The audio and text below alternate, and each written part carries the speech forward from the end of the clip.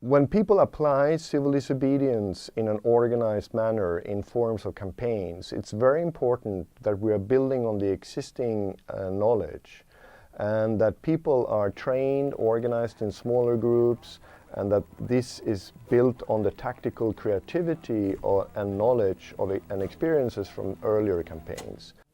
So my name is Stellan Vinthagen. I'm a professor of sociology at University of Massachusetts in Amherst, United States, and in Sweden at University of Gothenburg.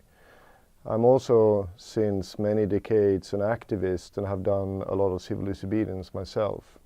Conventionally, people believe that power is something that is created from above and something that is exercised from a certain position by being in government, for example. That these people have the power and we don't. But that is an illusion that is created by the ordinary ways of habit where people tend to obey the laws and the regulations of people in a leadership position. So non-violent resistance, which we see in the tradition from Gandhi and Martin Luther King, is proven in recent research to be double as effective in overthrowing even armed and militarized dictatorships.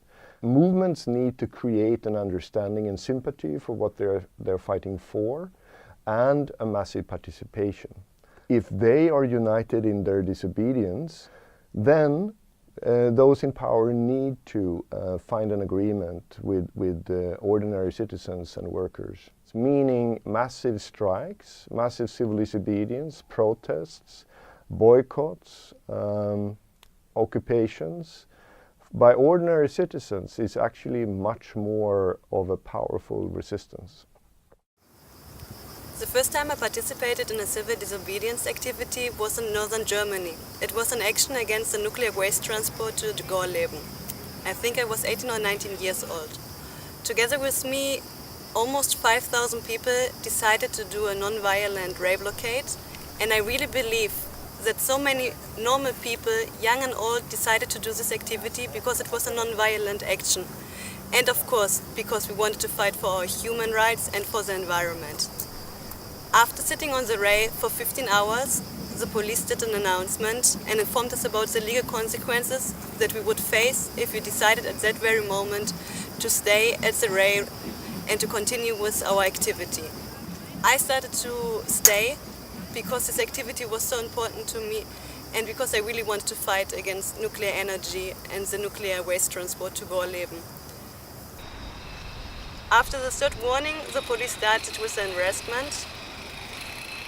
And I tried to stay as calm as possible and use the passive resistance technique that some of the other activists showed me before.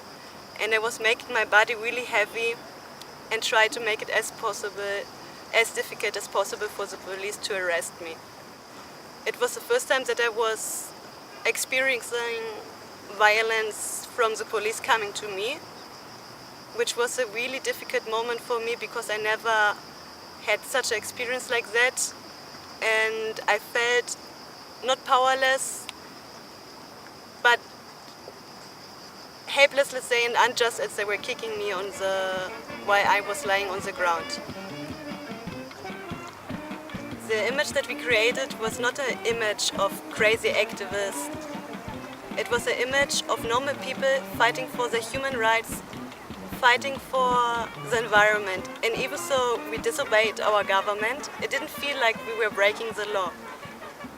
It felt that we did the right thing for a higher good for all of us, and by doing so we really achieved to inspire many more people in the next years to come with us and to support us in making these blockades bigger and making our message even stronger to the government. And this is why I really wanted to share with you the story, because I strongly believe that non-violence is such a powerful tool and that you could win any kind of action while being positive and non-violent